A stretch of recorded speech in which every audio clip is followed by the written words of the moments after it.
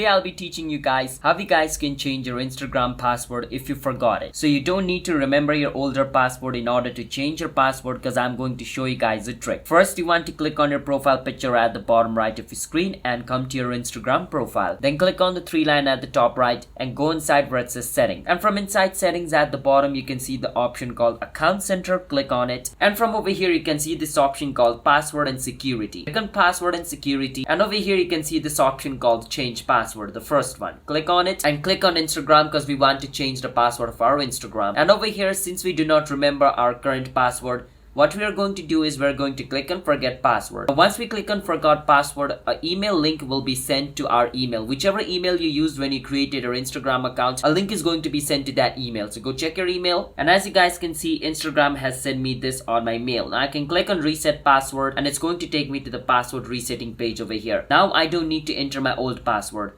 I can just enter my new password over here and enter it again to confirm it, and click on reset password and my password will be changed. So that's how you guys can change your Instagram password if you forgot it. So if you guys found our video helpful, then hit the subscribe to our channel, how to guide for future videos like this. I'll see you guys next time.